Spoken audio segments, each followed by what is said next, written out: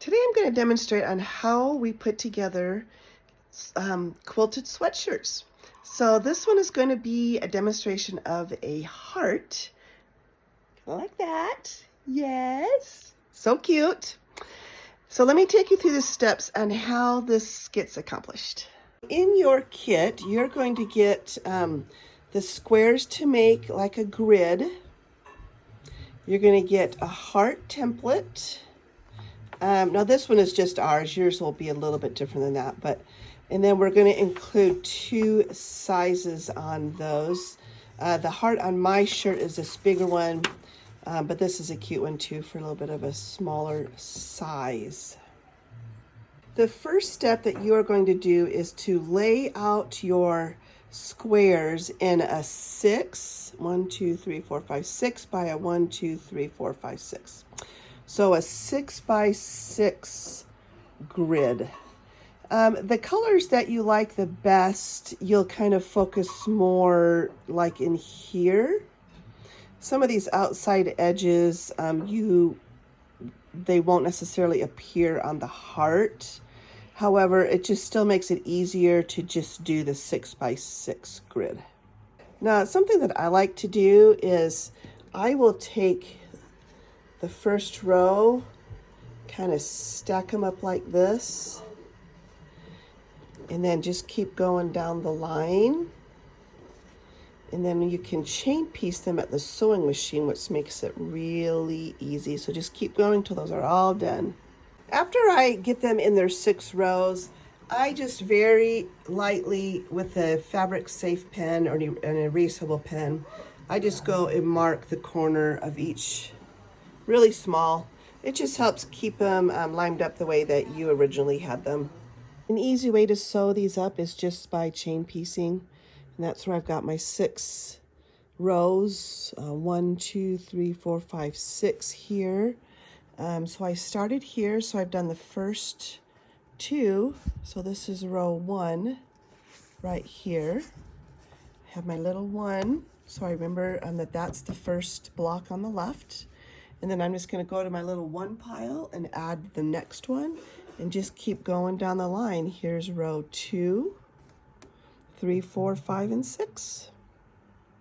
So I am now sewing the 6th one on each row. So you can kind of see how it starts to look, and it's connected by the little threads here.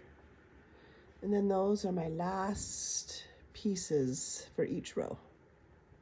Here they are all sewn up. They're still connected by these little threads from chain piecing. So the next step is going to be pressing the seams. So the first row, I always go the odd rows from the first block and I push the seams this way. And on the even rows, I start at this side and go that way.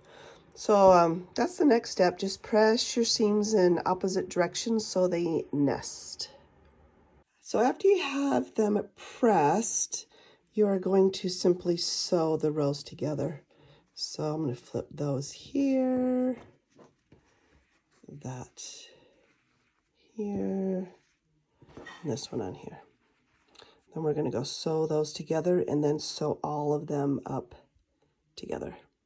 So here it's all sewn together, and it's ready to be ironed on to the fusible interfacing. So you will feel it.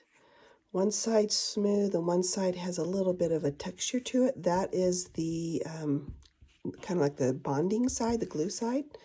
So you are simply going to center your square on this and take it to the iron. And we're going to fuse that together.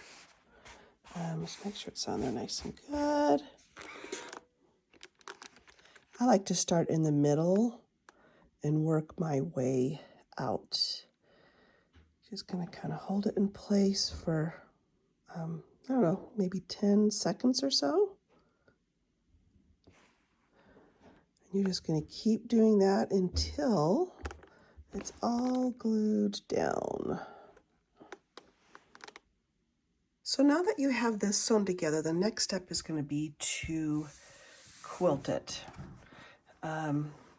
So So let me just show you this one. So this is one way of quilting it, and it's just echoing the seam lines. If you can see that, it's about 1/4 of an inch below the seam and on top of the seam. So that is one way of doing it.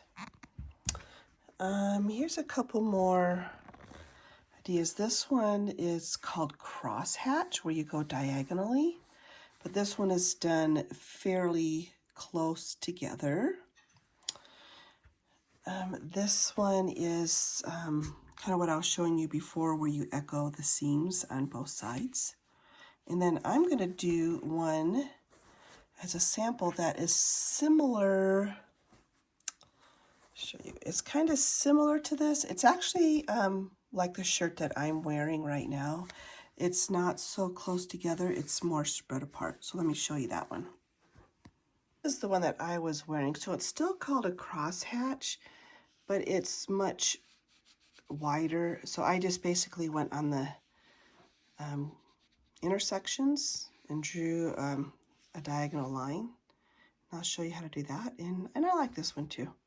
If you're just echoing the seams like in this one, you don't need to draw any lines. It's pretty easy.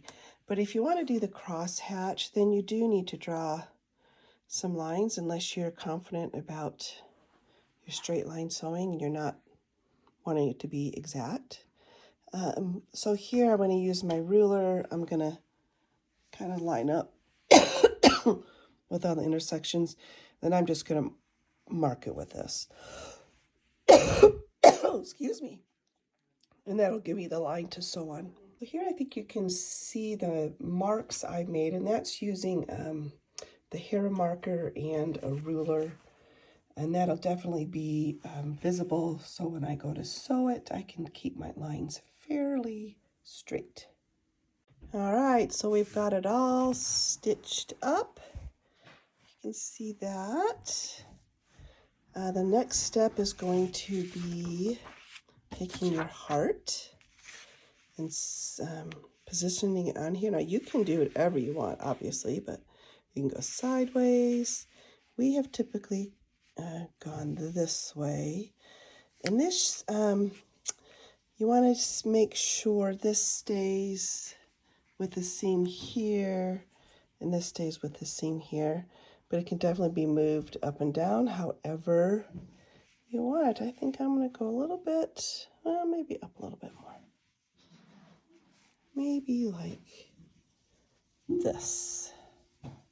And then after you have this, you're just going to, you can trace it and then cut it. I actually just use a rotary cutter and go right along the pattern to cut it. Okay, the next step is going to be to take your sweatshirt and you want to fold it in half, but you want to make sure the seams match. The little arm seam right here. You want to make sure these match here. You've got it smoothed out. Everything's lined up. And that gives you like the half mark. And you want to do a very light crease right here. And that's going to help you line up the heart on the front of the shirt. So just a little bit, that'll help you. So you can see the little crease that we ironed on. It's just real subtle, but anyways, you're going to center your heart on that crease line. I would suggest coming down like maybe 3 inches or so. You can always get it centered and then pin it, and then try it on and look in the mirror and see exactly where you like the placement. And then you can either use pins, glue stick, basting spray to secure it to the sweatshirt before you do the finishing edging around it. Here's some finished shirts I was going to show you of edging. This one is probably my favorite because I like to see a little bit more stitching on the side. If you're wondering what that is, it is I don't remember exact which one, but it was one of these right here. So you'll kind of see what that looks like. This one was the same thing, and on your machine you can vary the length of this and the length of that stitch right there. So that's personal preference. Here is just a standard zigzag. If I was to do this again, I would probably make the zigzag come in more, because I like to see a little bit more along the edge, kind of like that, where you can see a little bit more. And then this one is zigzag too. This just kind of gives you an idea of what it is, and every machine does have the zigzag stitch. I also think it might be cute to use maybe some decorative stitching along the edge too, if you have one that would seal the edge down against the shirt. Anyways, I hope you guys have a lot of fun making these. I sure did. One last tip, if anybody's asking, the shirts you can just wash as normal.